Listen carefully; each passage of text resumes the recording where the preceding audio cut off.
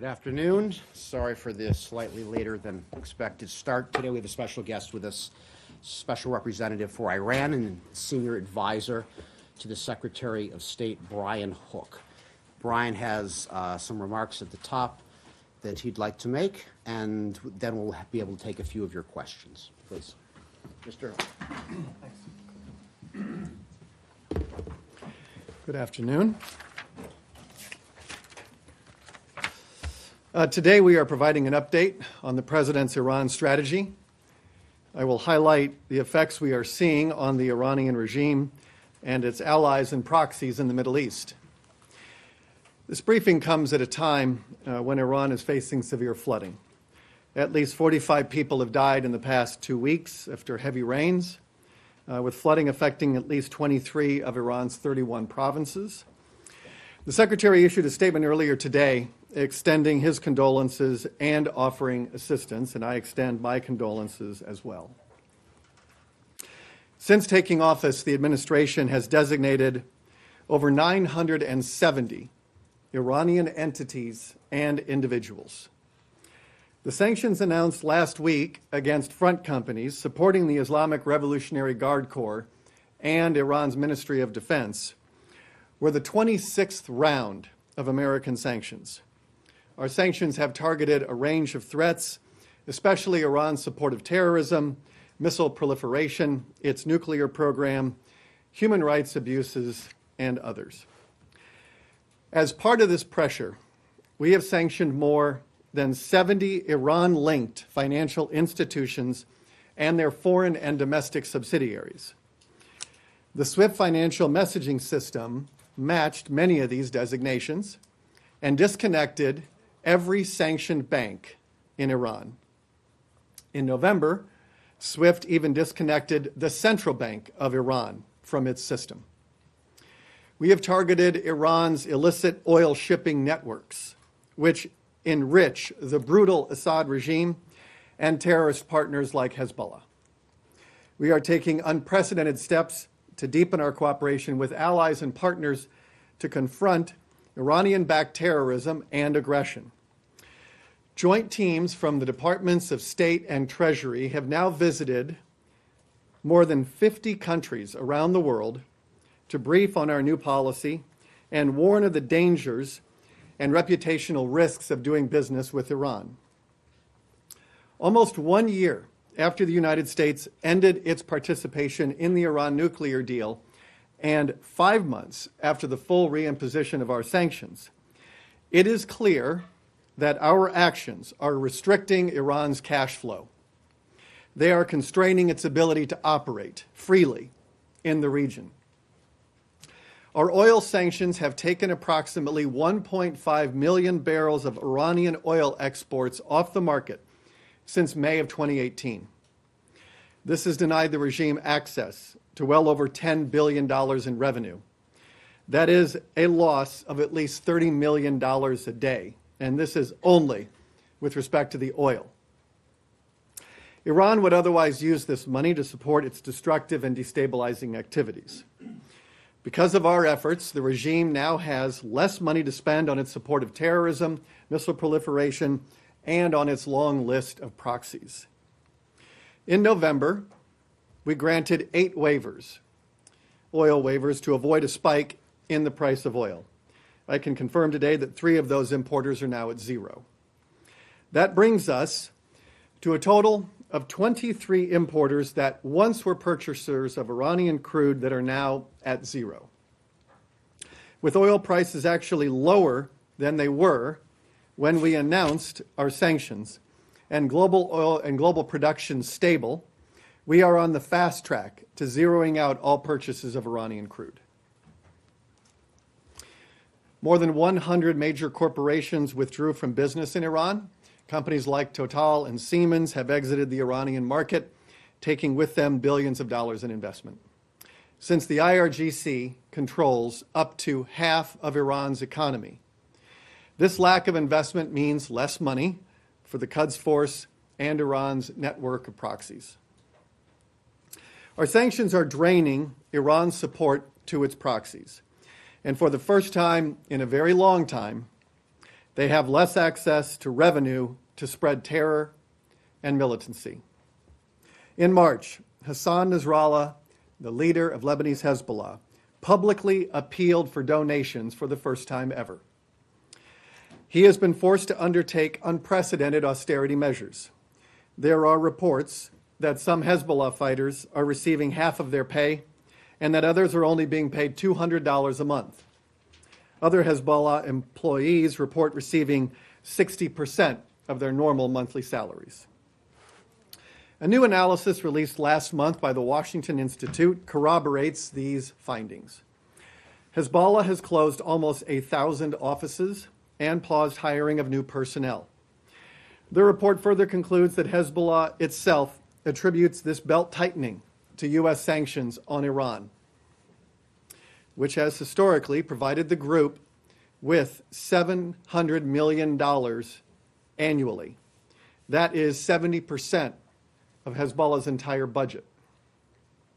Hezbollah is not alone in feeling the strain of American sanctions. Iranian proxies in Syria and elsewhere are experiencing a lack of funding from Tehran. Fighters are going unpaid, and the services they once relied upon are drying up. Last week, the New York Times quoted a Shia fighter in Syria who said that, quote, "the golden days are gone and will never return. Iran doesn't have enough money to give us." We are working with our allies and partners to make this the new norm. We have acted with them to disrupt Iran's illicit oil shipping operations. When we identified ships smuggling illicit Iranian oil for the Quds Force to support Hezbollah and the Assad regime, Secretary Pompeo dispatched diplomatic teams to work with our allies and partners to help prevent it. We have been working with countries on almost every continent to identify vessels of concern and disrupt their operations. More than 75 vessels involved in illicit activity have been denied the flags that they need to sail. Panama issued a presidential decree to pull registration and deflag Iranian vessels. Countries like Singapore, Sri Lanka, and Sierra Leone have exercised great diligence to disrupt these schemes and deny criminal Iranian entities access to flag registries, insurance, and classification. We thank each of these nations for their work. America has not acted alone to counter Iran's malign behavior. Our European partners pushed back against Iran after a foiled bomb plot in Paris and thwarted an assassination attempt in Denmark. In January, the European Union sanctioned Iran's Ministry of Intelligence and Security and 2 of its agents for their roles in these activities. The EU's recent Foreign Affairs Council passed conclusions in February that called out Iran's ballistic missile program. It also opposed Iran's malign activity in Europe, as well as its ongoing role in regional conflicts. Many European countries, including the United Kingdom, Germany, France, Denmark, the Netherlands, Albania, and Serbia, have acted to address the threat of Iranian terrorism on their own soil, whether by recalling ambassadors, expelling Iranian diplomats, eliminating visa-free travel, or denying landing rights to Mahan Air, as Germany recently did. All of these activities were undertaken after the U.S. exited the Iran nuclear deal, undercutting the narrative that the U.S. is alone in countering Iran's threats to international peace and security. We are also working with our allies and partners to oppose Iran's ballistic missile program.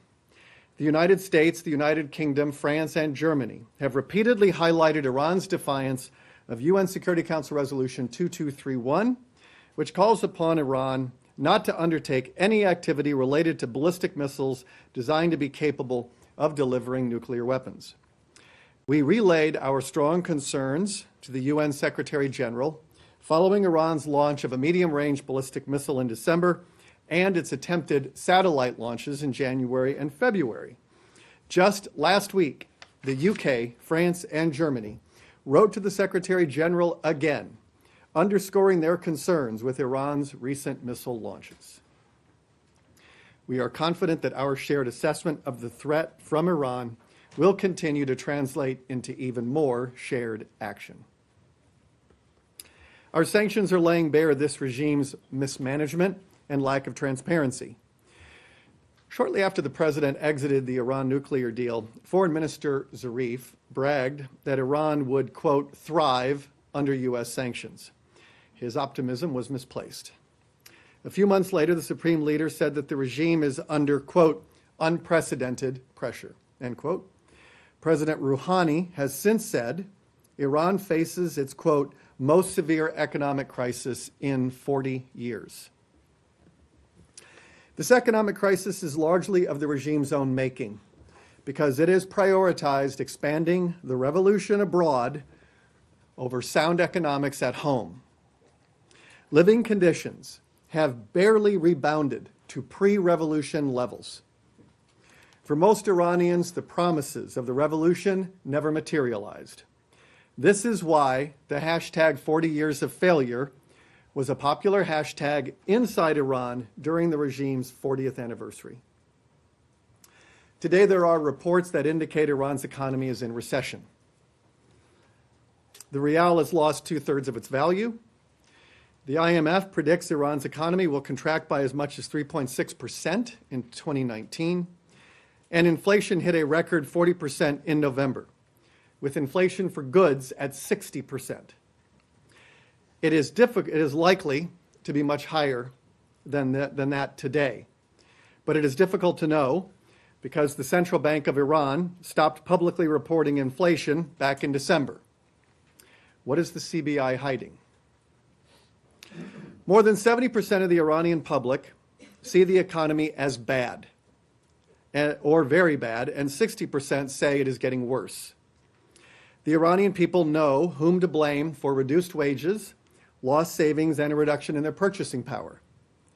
A 2018 poll conducted by Iran Poll found that nearly 2/3 of Iranians blame the regime for mismanagement and corruption and for the country's economic woes. Less than 1/3 blame sanctions or international pressure for the current state of affairs. This has not stopped Iran's leaders from deflecting blame for their own corruption and mismanagement, but the Iranian people know that their government's policies are the root cause of Iran's worsening economy. There are already whispers throughout the Iranian medical community that the regime is hoarding drugs and other medical products that they can then sell at marked up prices for profit. The Iranian people view their government with such skepticism because the regime has lost all credibility. I've discussed at length how our pressure is depriving the Iranian regime of the resources it needs to sustain its tactical operations. I want to close briefly by discussing the broader strategic implications this has for the region. As we increase pressure, we are creating new opportunities for peace and stability in the Middle East. First, our pressure is aimed at reversing Iran's strategic gains. From roughly 2007 through 2016, Iran was able, for a variety of reasons, to deepen its support of proxies and entrench itself in regional conflicts without facing negative consequences. Iran does this by letting its proxies do the dying for them in regional wars. The proxies also give the regime plausible deniability, a 40-year fiction this administration refuses to honor. Since taking office, but especially in the last 11 months, this administration has countered Iran's grand strategy. We are imposing costs on the regime for behaving as an outlaw expansionist regime. The regime is weaker today than when we took office 2 years ago.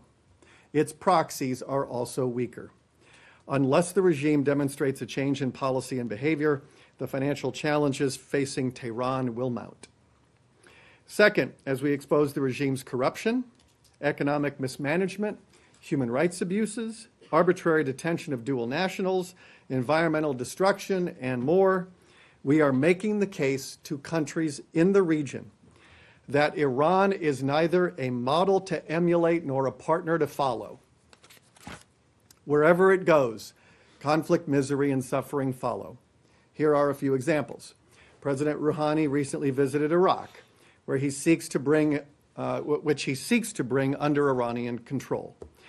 We ask the Iraqi people to consider this. Given how Rouhani treats his own people, just imagine how he will treat you. The effects of Iran's meddling have been felt most sharply by the region's innocent civilians. Men, women, and children are casualties of Iran's dangerous expansionism almost every day. In Yemen, Iran has helped fuel a humanitarian catastrophe by backing the Houthis. Its support has prolonged the conflict well beyond what makes any sense at all.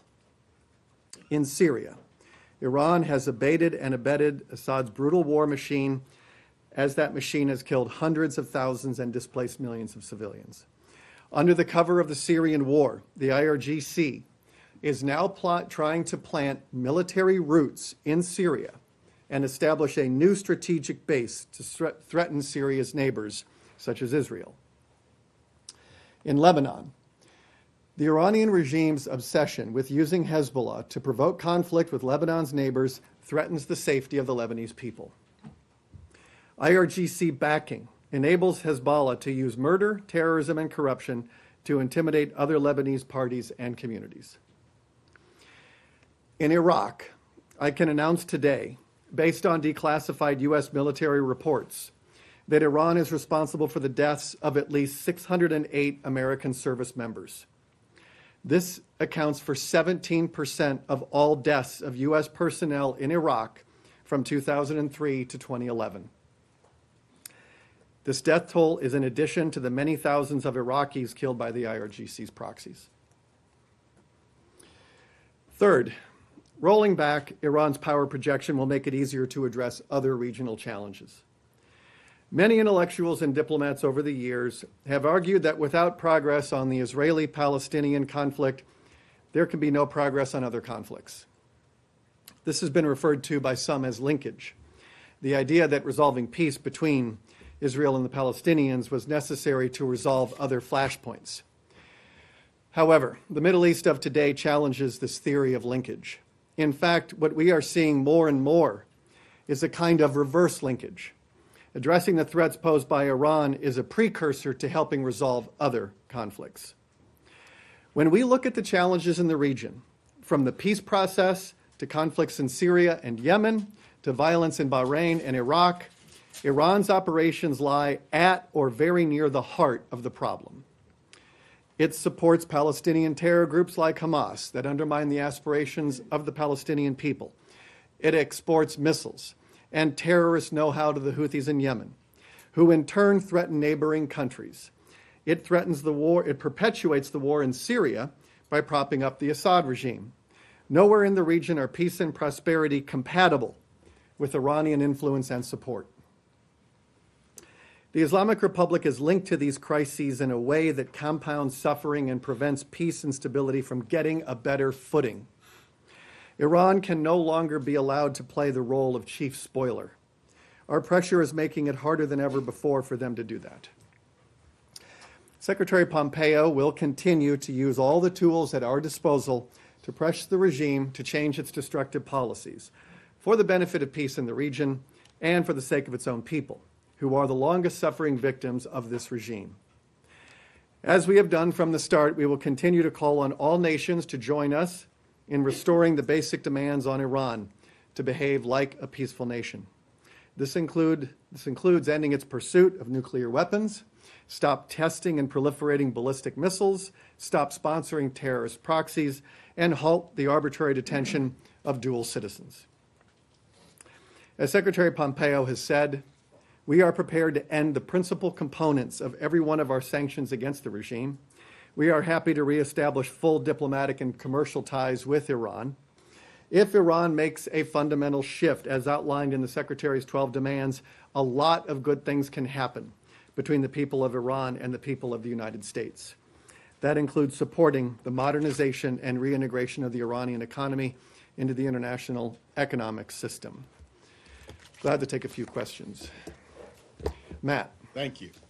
Are you going to be making an abridged version of this available? There will be a fact sheet released after this. Okay, thanks. Two things real quick. One, on the money, the $10 billion denied for destructive activities, is it not also the case that no matter how small the amount that Iran might spend, that 10 billion that you've taken away from them could also have been used for things like infrastructure or for disaster relief. Is that Iran had that just- opportunity back in 2013. Well, right, but it's 2019 now, and they're Right. suffering from floods. So, But so that they so are that- suffering from floods because Iran has prioritized its expansionist foreign policy over things like emergency preparedness and water management. I released a video a few weeks ago, before the flooding occurred, talking about how Iran has destroyed its environment, the regime has destroyed its environment, and it has mismanaged its water resources. And it goes through these cycles of drought and flooding. When this regime came to power, there were about 7 ancient dams and 12 modern dams. Over the course of the last 40 years, this regime has built 600 dams. That is just water malpractice, water management malpractice. Okay, but I mean, And so natural disasters they have happen everywhere. prioritized They all happen of here, this. too. It's not They have like- prioritized this consistently. People are still recovering from the earthquake in 2017. Can I, then, just the last one briefly, you said that on the oil waivers, so you said 3 of the 8 that were granted, 3 of the 8 are no longer necessary, the original ones? No, I said that 3 of the 8 have gone to zero. Right, well, so they don't need waivers then, right? So there's 5 left? That's correct.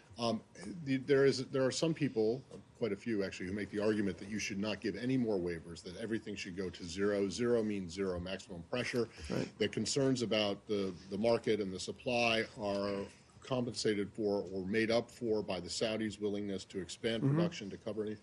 So, do you intend to not give any more, to not extend any of the waivers, or is that still an open possibility?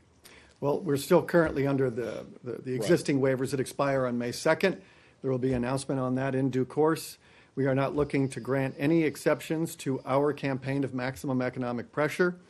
As I said in my remarks, and I've said in other fora, that in 2018 we had a very tight and fragile oil market, and the president did not want to lift the price of oil. We very, I think, carefully and correctly calibrated balancing our national security and economic objectives. 2019 is a much better picture in global oil markets. We forecast more supply than demand, and that creates much better conditions for us to accelerate our path to zero. Thank you. Rich? Thanks, Brian. So if you've taken off 1.5 million a day, you're somewhere south of 1 million barrels a day? That's where Yeah, we're rough, approximately, yeah. Is there a point, and I know the intent is to get to zero, but is there a point that the administration sees as a real tipping point that, is it, 500,000 barrels or somewhere in between that really begins to drive the economic ramifications? Well, we already are, we're doing that now at our current levels. So we have reached that goal of affecting Iran's, disrupting and making it harder for Iran to sustain its foreign policy. So this briefing was to talk about the impact. I often get this question, what kind of impact are you seeing? So I thought it would be useful to provide a comprehensive briefing on what we're seeing and what others are seeing. And we're just getting started. Michelle. Thank you. Since Secretary Pompeo is hosting this event on captive Americans this afternoon, I wonder if you can tell us if there's been any new effort by the administration to open up a humanitarian dialogue with Iran on the cases of Americans held there in Iran, or if you're considering anything punitive, specific sanctions to pressure Iran to release these people.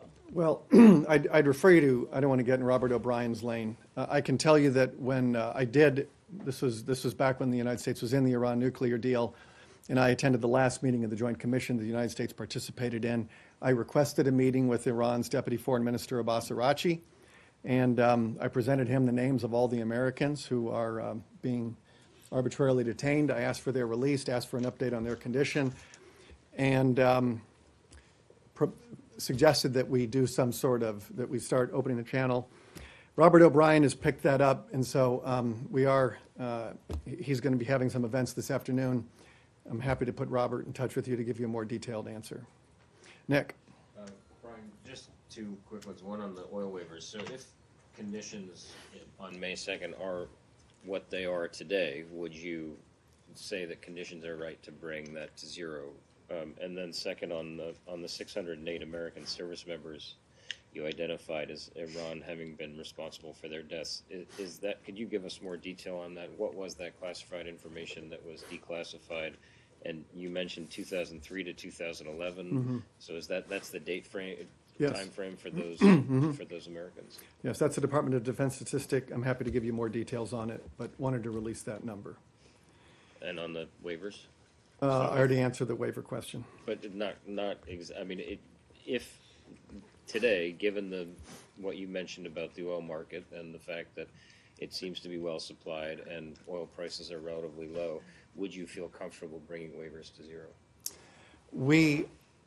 Because 2019, we forecast more supply than demand, there are better market conditions for us to accelerate our path to zero. We are not looking to grant any waivers or exceptions to our sanctions regime. Last question for Abby. You went through a lot of the economic impact of what you're seeing 1 year after from the sanctions, but what changes in behavior have you seen from Iran as far as their malign activities throughout the world that you have been pointing out for the last year? Well, that's what we wanted to highlight today. To some extent, I feel like, don't take my word for it. The Iranian regime is admitting it at the supreme leader level, the level of the president. You've seen the leader of Hezbollah make a public appeal for donations. You're seeing reporting in the New York Times front page on Friday last week, chronicling how the combination of Iran's financial mismanagement plus American sanctions are impeding Iran's ability to fund its proxies and allies at the levels that they are accustomed to. And since Iran does supply Hezbollah with 70% of its revenue, it is quite significant when you have the leader of Hezbollah making a public appeal for money. He's obviously not getting as much as he needs to execute his objectives because, as he's attributed to, American sanctions. So we think it's very much in the interest of the Iranian people to join this effort of pressure, because we are seeing the results. And there were a lot of people when we got out of the deal who were saying, oh, America alone, can you do this? You know, this is going to be very hard without everybody joining you. And I think that has now been proven wrong. We're only 5 months into the reimposition of our sanctions, and we are now already seeing these effects that are being reported by others, not by us. And so we think, as I said, we share the same threat assessment with so many, with countries in the Middle East, with our European partners. When we were in Warsaw, you know, we saw there one nice consequence of Iran's foreign policy is that it has brought together Arabs and Israelis in a way that we had not thought possible. And so you saw they have this common threat of Iran's foreign policy, its revolutionary foreign policy. And it is a very urgent matter. And so I remember Prime Minister Netanyahu saying in Warsaw, when you see the Arabs and the Israelis agreeing as strongly as they do, you need to pay attention to that. Something very important is happening. And we're seeing it. We've been seeing it for a while, and I just wanted to give you an update on what we're seeing on the ground. Thank you. Thanks, Brian. Thanks.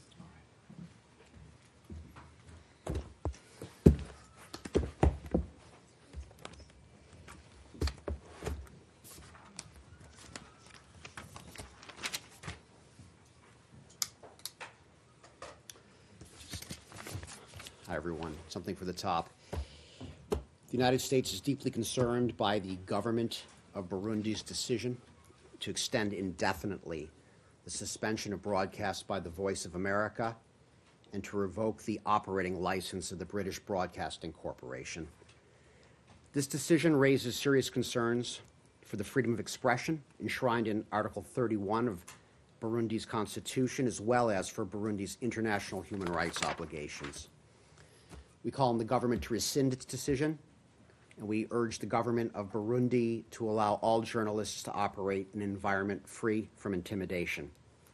A free and independent media is indispensable to a vibrant, functioning democracy and to free and fair elections in 2020. With that, I'd be happy to take some questions. You sound subdued for some reason. Do you want me to sing more, maybe, perhaps? You seemed a little subdued. Can No, I ask you? I don't read into my, okay, I'll be more casual. Go ahead, Matt, please. ask you one logistical question before we're getting into it? And that is, the logistical question is, why is the Secretary not going to the G7 Foreign Ministers meeting? Secretary has full faith in Deputy Secretary of State John Sullivan and his ability to advance America's national security interests at the G7 Foreign Ministers meeting. In fact, the Deputy Secretary has previously represented the United States at the G7 Foreign Ministers meeting. And as you know, beginning today, the Secretary will host all NATO allies for a 2-day NATO ministerial. Transatlantic alliances are stronger than ever, and in that same spirit, he'll be sending the Deputy Secretary. Right, well, except that the time that Deputy Secretary Sullivan attended the G7, he was actually the acting Secretary of State. He wasn't the deputy. I mean, he was the deputy, but he was also acting Secretary of State. Was there some reason that, does he have some kind of a conflict? Why, what's the? I have nothing to announce on the Secretary's future schedule at this time. Okay, can I ask you about the decision, the President's decision on aid to the Northern Triangle countries, El Salvador, Guatemala, and Honduras? I'm curious to know what kind of decision-making process or planning went into this, and how much money is actually going to be affected. It seems to me the President went on at length about this in his meeting with the NATO Secretary General, and he said that he understood what the money was for. But this administration has made a big push for countries that receive U.S. assistance to agree with it or vote with it at the United Nations, etc. Both Honduras and Guatemala have signed on to the Lima Group consensus on interim President Guaido in Venezuela. Guatemala has moved its embassy in Israel to Jerusalem, following the U.S. lead. So, what kind of message does this send if they do what you ask them to, and then you go ahead and take away money that was supposed to be going to alleviate the very problem that you say they're being punished for? Right. To answer your question on money, at the Secretary's instruction, we are carrying out the President's direction to end foreign assistance programs for the Northern Triangle.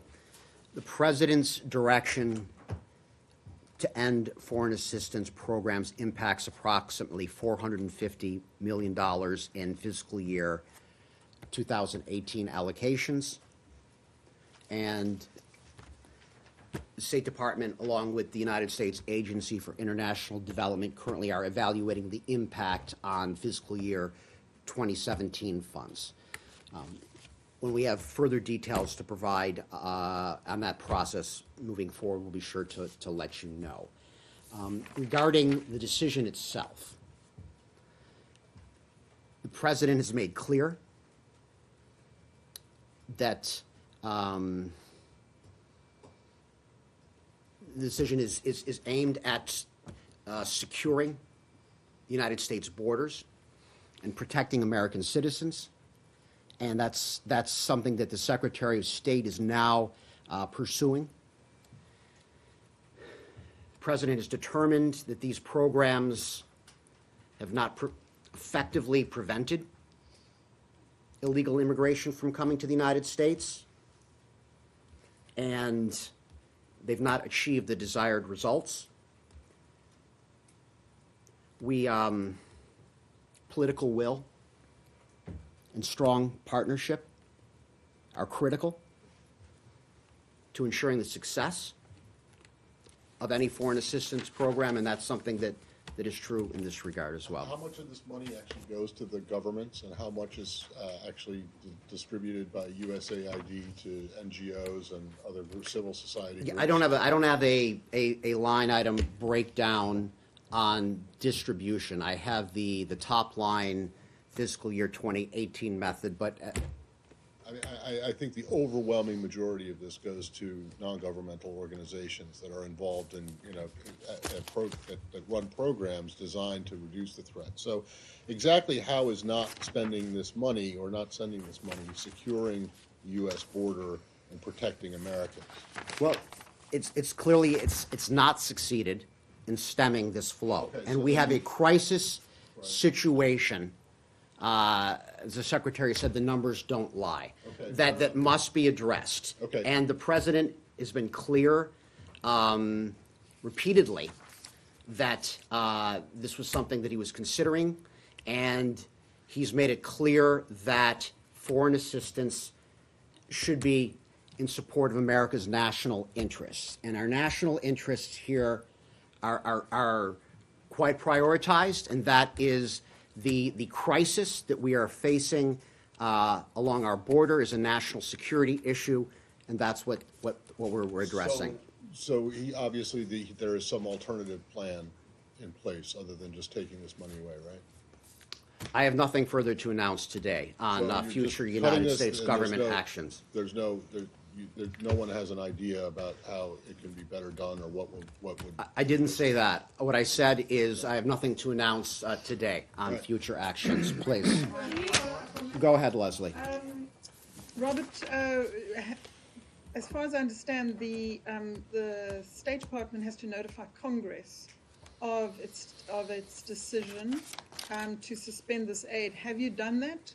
And then what happens? Is there a period of time in which you then move forward? Can you just run us through the process, please? Right. The State Department and U.S. Agency for International Development intend to consult with and notify the Congress regarding the planned reprogramming of funds.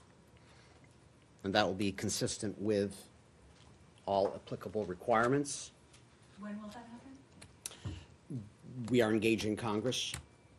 You are engaging? We are engaging So Congress. currently, the State Department is talking about this plan with Congress. We are engaging the Congress, and we intend to pursue additional consultations with, and eventually the notification too. And on the amount, you mentioned you had at least one number, because there have been a number of different amounts reported out there, because some of it might be fiscal year 17 money that could have been spent or wasn't spent. Can you break it down as much as you can? I can't at this point. The process is complicated. And that said, when we have those numbers and further details, we will be able to provide them at that point. The number that you have is what? You said you have a Fiscal year 2018, we're able to provide a specific number, and that's $450 million. More on aid. Let's go to CBS, please. Thank you.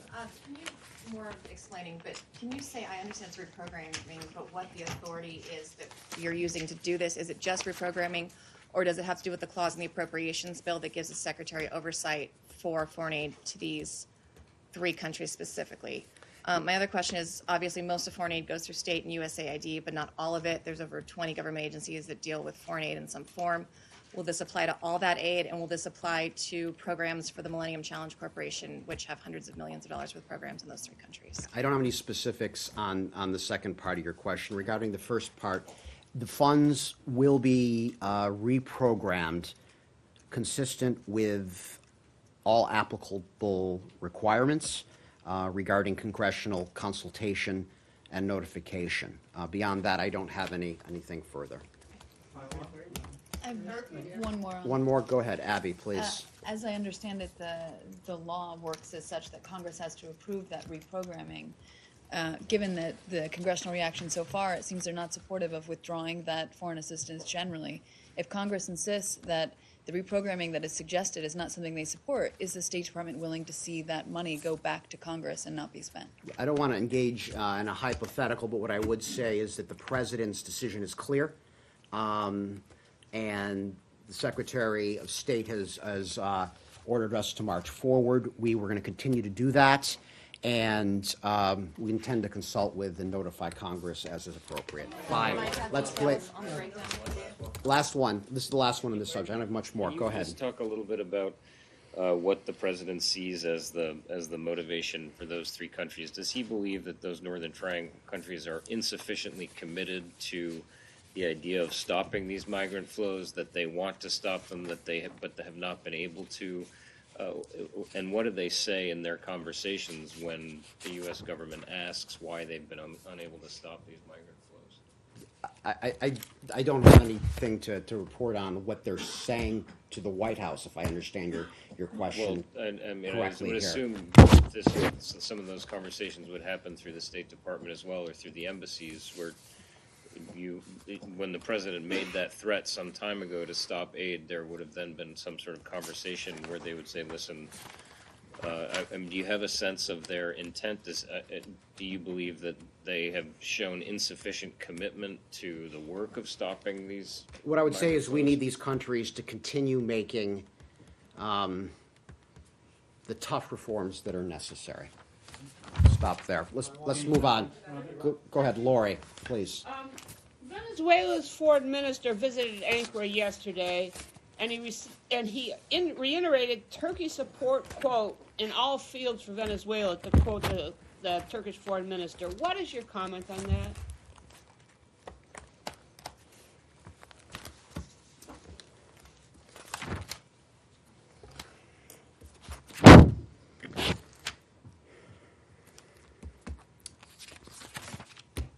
I don't actually have anything on that, Lori. And I'm going to have to get back to you. Go ahead, please. I would say that. Go ahead, please. The Turkey's ruling party is contesting the elections that it's lost, apparently, in Istanbul and Ankara. And do you have any concerns that contest by the AKP, that challenge by the AKP to the election results, could undermine their integrity? We're aware of those reports. I would say that free and fair elections are essential for any democracy. And this means acceptance of legitimate election results are essential. And we expect nothing less from Turkey, which has a long, proud tradition in this respect. Robert? And to go back to your first question, sometimes our organization is lacking, Lori. I do have a response to your question, and I apologize. Regarding the visit itself, I would say that we call on all other governments to recognize interim President Juan Guaido and to take steps to prevent Maduro from further stealing Venezuela's wealth. Additionally, we urge the international community to hold Maduro and other corrupt actors accountable and to take appropriate actions to end the theft of Venezuela's assets and prevent the travel of Maduro's cronies. Thanks. That would include the roughly $2 billion that Turkey imported from of gold that Turkey imported from Venezuela last year. I don't have anything specific on that specific transaction, but the general principle remains. Go ahead, Saeed, please. Yes, thank you, Robert. Ambassador Dennis Roth, a former official of many administrations, Republican and Democrat, along with his colleague David McCoskey, wrote a lengthy article in the Washington Post where they're saying that your Golan policy basically invites the Israeli right wing to annex the West Bank, and that you ought to make a declaration. Will you make a declaration that the West Bank is occupied territory and is not to be tampered with by whoever, any group that may annex it? Do you have any comment on his article? I haven't read his article, but I can say I'm not going to speak about hypotheticals. And our policy on the West Bank has not changed. But Ambassador Ross is probably was more involved with this process than probably any other official in town. Has a long history. He knows what he's talking about. He's saying that next it will be the right-wing groups, annexing part of the West Bank. Would you, perhaps preemptively, I don't know, maybe you could say that you should not do this? Yeah, I'm not going to speak about hypotheticals. I would just say this administration is firmly committed to pursuing a comprehensive peace between the Israelis and the Palestinians, and I have nothing further on this topic. Go ahead, Sean, please. Can we went to Iran for a bit? To Iran. Oh, there wasn't enough at the beginning. Okay, please. Well, one question is I didn't quite get what. one part specifically regarding the secretaries. Really? Okay. Good. Regarding the Secretary of State. You don't like Iran, right? Please go ahead, Sean. Gee, okay. Regarding the Secretary's statement this morning about the aid, sorry, about the floods. Right. He mentioned that the United States was willing to contribute via the Red Crescent. The head of the Iranian Red Crescent is saying that because of the U.S. sanctions, because of the regulations on SWIFT, that the Iranian Red Crescent Society actually can't reach funding from the umbrella organization. Iran has also said that helicopters, spare parts in particular, that they don't have access to those. Is the U.S. willing to address those specific concerns in terms of aid? Does the U.S. have concern that its sanctions overall could be hurting the relief effort? I guess I would echo what Special Representative Hook said earlier, that the floods demonstrate the level of Iranian regime's mismanagement in urban planning and emergency preparedness. Furthermore, I would say the United States stands ready to assist and to contribute to the International Federation of the Red Cross and the Red Crescent Societies, which would then direct the money through the Iranian Red Crescent for relief. We stand ready to do that. And I'd point out that we remain the largest donor of humanitarian assistance in the world, and every sanctions regime that we have made makes exceptions for food, for medicine, and for medical devices. I would also point out that this Iranian regime has a history of creating front companies to divert the distribution of humanitarian goods. And financial institutions around the world know of this track record. They know of this history of deceiving banks when it comes to regards to the sale of humanitarian goods. So the burden is on Iran here to open up its dark economy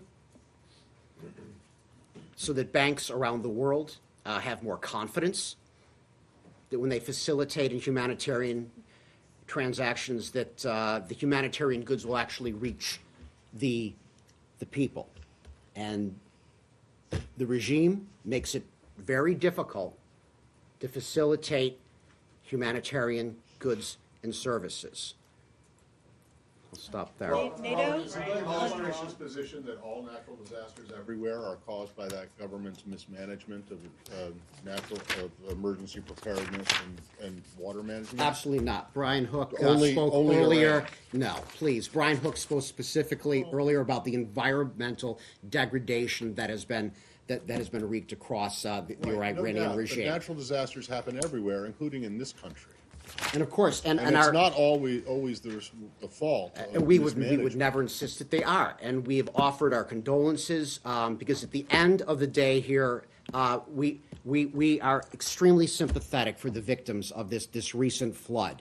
And I'll stop there, please. I'm going to go to CNN. Go ahead.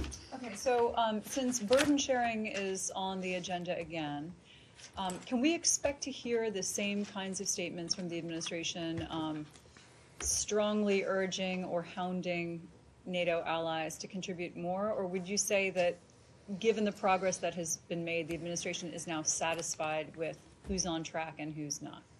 I don't want to get ahead of the ministerials that are coming, but burden sharing is definitely a priority for this administration. And when we're on track, we're on track. When we're not on track, you can expect there to be further discussion, encouraging more progress on this regard. In the State Department's view, how many countries meet the 2% GDP contribution to their defense? I don't have all the facts in front of me on the statistics in that regard, so I don't want to misspeak at this point. Let me go to Cindy, please. Yeah, with the summit about to get underway, how big an issue will be the tensions with Turkey over their purchase of the missile defense system from Russia? And what are you hearing from other countries? Do other countries, NATO allies, support the U.S. position on this? Yeah. I guess I'd say at the top, I mean, if we're talking about NATO In general, this is an old organization that certainly has had challenges previously, things that we've had to work through. It's a pretty resilient organization, and we are, it's the most successful alliance probably in the history of the world, for that matter, and it's something that we continue to take, that remains at the core of our national security, and it's something that's being prioritized and will continue to be a priority for the United States. Regarding the specific sales that you're referencing in regards to Turkey, we've been, no surprise here, we've been pretty clear on these issues for some time right now, and specifically the procurement of the S-400 would put Turkey's continued participation in the 14-nation F-35 program at risk. And so what you saw yesterday was the Department of Defense announcement that as discussions on this matter continue, it would be taking prudent steps to protect the shared investments made by the United States and our allies, including Turkey, in these critical defense technologies. And DoD announced that pending an unequivocal Turkish decision to forego delivery of the S-400, that deliveries and activities with the stand-up of the Turkey's F-35 operational capability have been suspended, and secondary sources of supply for Turkish producement parks are in development. That was the announcement that they made yesterday. So, again, this is not new. This is something we've spoken about a lot from the State Department, and here we are. Are you hearing from other NATO allies about how they see this dispute? Or Nothing nothing disclosed from the podium. We'll be taking a look at all kinds of issues that impact NATO's readiness this week. All right, let's stay on topic. Go ahead. So Turkish Foreign Minister Mevlut Çavuşoğlu is arriving in Washington for the summit, and he's expected to meet his American counterpart, Secretary Pompeo.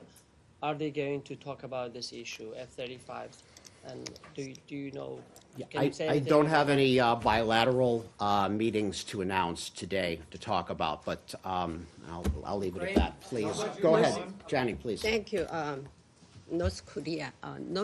Yesterday, Secretary Pompeo mentioned optimistically about U.S. and North Korea talks. Are there any signal that North Korea will resume its summit again? The Secretary yesterday was basically making clear again that the United States is ready to proceed, and nothing further beyond that. I wouldn't read any more into it. Our efforts are ongoing. Yeah. All right. If South Korean government suggested a top-down style for the U.S. North Korea talk, will the U.S. accept it? We're in close coordination with our allies, Republic of Korea, as well as Japan, and all future actions are something that we do in close coordination. Go ahead. Let's go to NH. Ben, go ahead. Thank you, Robert. I have two quick questions. The first one is, could I get a reaction to these two Chinese jets that flew into Taiwan airspace? Taiwan characterized it as reckless and provocative. Do you agree with that characterization? And then my second question is on Hong Kong. The Hong Kong government is currently considering revising legislation to allow extradition of criminals to Chinese authorities. Do you have any comment or concern about that? I haven't seen that specific. I'll say we're aware of that legislation, and we're going to follow related developments to it closely. I don't have anything further at this point. Regarding Taiwan, we note Ambassador Bolton's tweet yesterday. And I would add to that that the United States opposes unilateral actions by any party that are aimed at altering the status quo, including anything related to force or coercion. And such unilateral efforts are harmful and do not contribute to regional stability, and they undermine the framework that has enabled peace and stability and development for decades.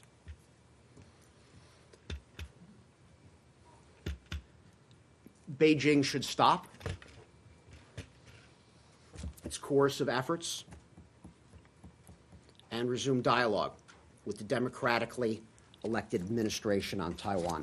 I'll stop there, please. Did you say that that policy extends beyond the Taiwan Strait to other places? I need more specifics. I don't Well, you understand said the the U.S. question. opposes unilateral actions that affect the status quo, and I'm just wondering that applies there to the Taiwan Strait, but does it apply elsewhere, say perhaps the Middle East, where this administration has taken numerous unilateral steps that affect the status quo? And if you apply the same principle, you would, in fact, oppose the steps the administration has taken. Is that not correct? Yeah, we've got different fact scenarios, and we've got that we're dealing with different actors in the region, and we take the world as we find it, and we're not looking for. Go ahead, Michelle, please. Do you have any comment on the resignation of the Algerian president after 20 years? Yeah, I saw that was just broke. I mean, I'm aware of that. I don't have any specific reaction other than we continue, for the United States, questions about how to navigate this transition in Algeria. That is for the Algerians people to decide, and beyond that, I don't have anything further at this point. Okay, let's go to India, please. Tajinder. Yeah, do you have any official reaction to India's anti-satellite missile test, as the NASA chief has said has called it a terrible, terrible thing to create? Yeah, I think we spoke a little bit about this last week, but as we said previously, we have a strong strategic partnership with India, and we will continue to pursue shared interests in space and scientific and technical cooperation with India, and that includes collaboration on safety and security in space. Now, the issue of space debris, that is an important concern for the United States. And I would say that we took note of the Indian government's statements that the test was designed to address space debris issues. And I'll stop there. And go ahead, Virginia, please. We need to wrap this up. Are Go you ahead. just sending any kind of any election monitors to this general elections in India from? I'm not aware of anything in that regard. And guys, I'm sorry, but we have to go. I gotta go. Has she ended her role at the State Department officially now? Heather no longer works for the State Department. She's been a great colleague. Thanks. All right. I know. I really gotta run. What is I this really thing? gotta- I don't understand what this thing is. Is there some conference